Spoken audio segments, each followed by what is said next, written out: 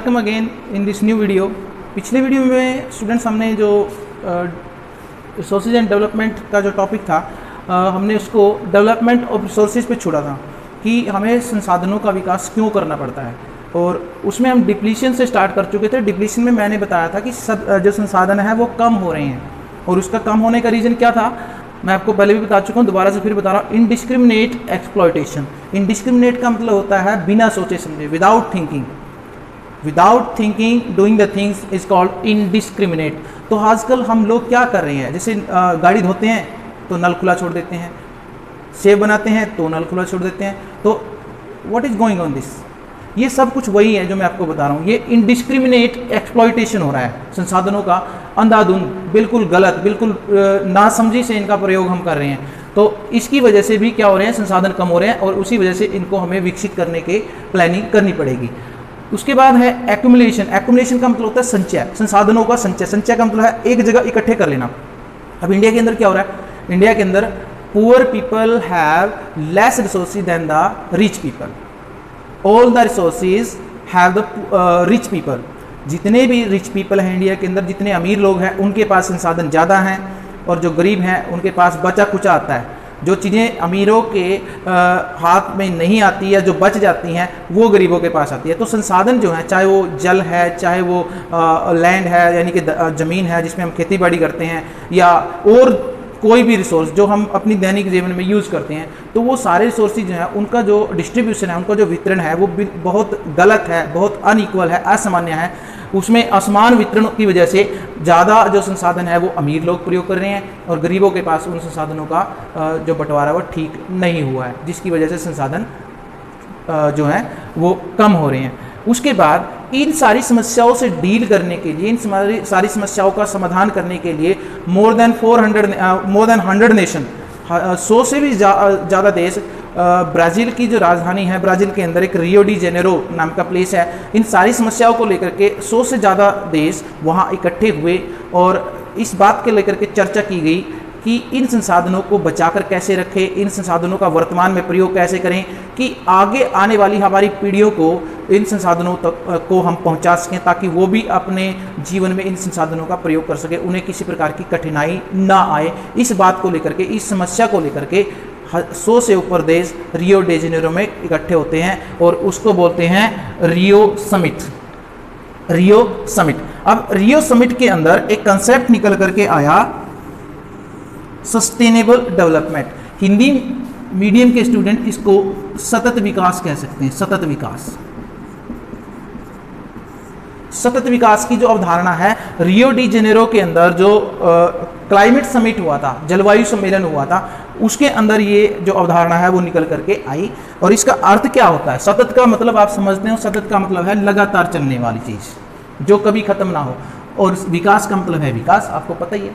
तो सतत विकास का अर्थ क्या है कि आज हमारे पास जो संसाधन है, उन संसाधनों का प्रयोग हम इस प्रकार से करें कि वो एनवायरनमेंट को भी डैमेज ना करें, वो एनवायरनमेंट को नुकसान ना पहुंचाएं, और भविष्य के लिए जो नेक्स्ट जनरेशन है हमारी, और या हमारे जो डेवलपमेंट की हम बात करते हैं उसके साथ भी कंप्रोमाइज़ ना करें, हमारी ज़रूरतें भी पूरी हो जाएं, हमारे एनवायरनमेंट को भी नुकसान ना पहुंचे, और हमारी जो फ्यूचर जनरेशन है उनके पास भी इन संसाधनों को हम पहुंचा सके। वही कहलाता है सतत विकास, सस्टेनेबल डेवलपमेंट। यानी हमने अपने एनवायरनमेंट को भी नुकसान नहीं पहुंचाना है, हमने अपनी ज़रूरतें भी पूरी करनी है, और हमने अपनी नेक्स्ट जनरेशन का भी ध्यान रखना है कि कहीं उनका जीवन संकटों का घर ना हो जाए, उनको संकटों का सामना ना करना पड़े। जैसे अगर हम जल को आज ही यूज़ कर लेंगे, हम धरती पे जो जल संसाधन है वो सीमित मात्रा में है, और अगर हम उनका गलत प्रयोग करते रहे, डिस्क्रिमिनेट एक्सप्लॉयटेशन उसका करते रहे, तो आने वाली पीढ़ियों को क्या मिलेगा? सूखा हो जाएगा सारा क्षेत्र, तो पीने के लिए पानी नहीं मिलेगा हमारे बच्चों को। ऐसी चीज़ ना हो, उसको लेकर के रियो डी जेनेरो में एक समिट हुआ, और उसके अंदर एक कंसेप्ट पे काम किया गया, एक कंसेप्ट निकल कर सामने आया, सस्टेनेबल डेवलपमेंट, सतत विकास की अवधारणा। और इसके 3 पार्ट उन्होंने रखे कि पहला, एनवायरनमेंट को बचाना है, वातावरण को कोई नुकसान नहीं पहुंचाना। दूसरा, नीड्स भी आपकी पूरी करनी है, यानी आपकी जो ज़रूरतें हैं उन संसाधनों से वो पूरी करनी है। और तीसरा, नेक्स्ट जनरेशन का भी ध्यान रखना है कि उनको भी कोई नुकसान ना हो, उनके यूज करने के लिए ये संसाधन बचे रहें। अगर ये तीनों चीज़ हम साथ साथ चलाते हैं, ये तीनों चीज़ साथ साथ चलती है, तो हम क्या कह सकते हैं कि हम सतत विकास की ओर बढ़ रहे हैं। और आज की मतलब जनरेशन में ये चीज़ बहुत ज़्यादा ज़रूरी है।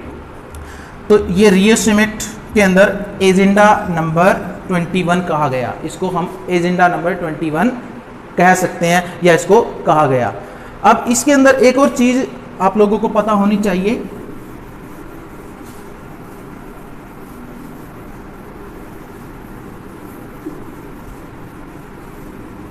कि अगर हमें संसाधनों का विकास करना है तो एक प्लानिंग के तहत काम करना पड़ेगा। प्लानिंग कैसे? अब सपोज करिए कि आप लोगों के यहाँ सौर ऊर्जा बहुत है। हम कुछ स्टेट्स का एग्जांपल, कुछ रीजन का एग्जांपल आपको देते हैं। जैसे राजस्थान की बात करें, मैं 3 स्टेट का नाम यहाँ पे आपको मेंशन करने जा रहा हूँ। राजस्थान, उसके बाद अरुणाचल प्रदेश,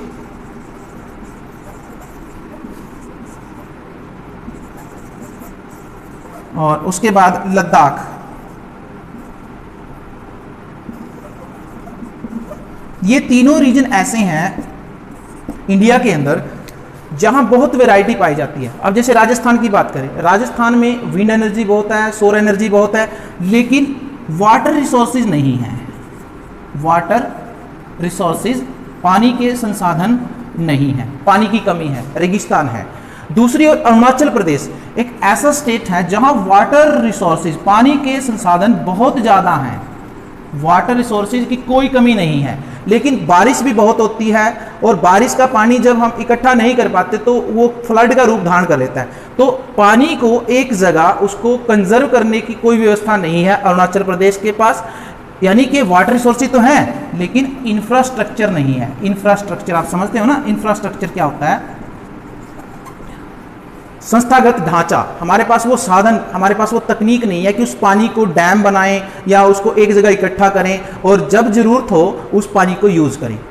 ऐसी व्यवस्था नहीं है, ऐसा इंफ्रास्ट्रक्चर अरुणाचल प्रदेश के अंदर नहीं है, लेकिन वाटर रिसोर्सेज बहुत ज़्यादा है। दूसरी ओर राजस्थान के अंदर वाटर रिसोर्सेज नहीं है, विंड एनर्जी बहुत है, सोलर एनर्जी बहुत है, लेकिन वाटर रिसोर्सेज नहीं है। यहाँ वाटर रिसोर्सेज है, इंफ्रास्ट्रक्चर नहीं है। और लद्दाख के अंदर क्या चीज़ है? लद्दाख एक हेरिटेज के हिसाब से, हेरिटेज कल्चर के हिसाब से सबसे ज़्यादा प्रोस्पर, सबसे ज़्यादा समृद्ध एरिया है, सबसे ज़्यादा समृद्ध रीजन है। यहाँ हर धर्म के, हर जाति के, और ये कहे कि बिल्कुल वैरायटी है, हर चीज़ की वैरायटी है। लेकिन यहाँ पर ना तो वाटर रिसोर्सेज है ना इंफ्रास्ट्रक्चर है, दोनों में से कोई चीज़ नहीं है। वाटर है तो कैसा है? यहाँ पर 12 महीने बर्फ़ जमी रहती है और इसको सूखा मरुस्थल कहते हैं, ठंडा मरुस्थल, सफ़ेद बिल्कुल बर्फ़ जमी रहती है, पानी पीने के लिए अवेलेबल नहीं होता और इंफ्रास्ट्रक्चर नाम की कोई चीज़ नहीं है। तो प्लानिंग क्या करेगी? प्लानिंग के करने से हम ऐसा काम करेंगे कि जहाँ पर वाटर रिसोर्सेज नहीं है वाटर रिसोर्सेज पहुँचाएंगे, जहाँ इंफ्रास्ट्रक्चर नहीं है वहाँ इंफ्रास्ट्रक्चर पहुँचाएंगे, जहाँ दोनों नहीं है वहाँ पर दोनों पहुँचाएंगे। जैसे यहाँ वाटर रिसोर्स नहीं है तो वाटर, अगर हम यहाँ से पानी को यहाँ तक पहुँचा सकें तो ये भी समृद्ध हो जाएगा, और अगर यहाँ के पानी को हम इकट्ठा कर सकें, हमारे पास इंफ्रास्ट्रक्चर हो तो ये भी समृद्ध हो जाएगा। और यहाँ अगर इन दोनों चीज़ों को पहुँचा सकें, वाटर को भी पहुँचा सकें और इंफ्रास्ट्रक्चर भी खड़ा कर सकें, तो ये भी समृद्ध हो जाएगा। तो ऐसी हमें प्लानिंग करनी पड़ेगी। हमारी जो नेशनल प्लानिंग है, हम पूरे कंट्री के लिए एक नेशनल प्लानिंग बनाते हैं कि सारे देश का विकास कैसे हो, और संसाधनों का विकास करने के लिए जो प्लानिंग बनाते हैं वो दोनों चीज़ें आपस में तालमेल करती हुई होनी चाहिए, आपस में दोनों का तालमेल होना चाहिए, तभी हम रिसोर्सेज को ठीक ढंग से डेवलप कर पाएंगे। अगर हम प्लानिंग का यूज़ करते हैं तो ये प्लानिंग होती है। तो बच्चों, आप लोगों ने जैसा कि इस चैप्टर के अंदर बहुत सारी चीज़ें मैंने आपको बताई, रिसोर्सेज क्या होते हैं, रिसोर्सेज को हम रिसोर्सेज कब कहते हैं, रिसोर्सेज के टाइप क्या होते हैं, और कौन कौन से रिसोर्सेज हम आजकल यूज़ कर रहे हैं, किन को हम पोटेंशियल कहते हैं, किन को हम डेवलप कहते हैं, ये सारी चीज़ें हम डिस्कस कर चुके हैं। तो आप लोगों ने इस वीडियो को या इससे पहले वाले जो 2 या 3 वीडियोस आप लोगों के लिए यहाँ डिलीवर किए गए हैं लेक्चर, उनको आपने ध्यान से देखना है ताकि आपको इसके अंदर जो कंटेंट्स हैं, इसके अंदर जो कंसेप्ट है इस चैप्टर के अंदर, वो आपको अच्छे से समझ में आ जाए। वीडियो को देखने के लिए आप धन्यवाद, और इन वीडियोज़ को आपने ज़्यादा से ज़्यादा शेयर करना है, ज़्यादा से ज़्यादा लाइक करना है। Thank you very much.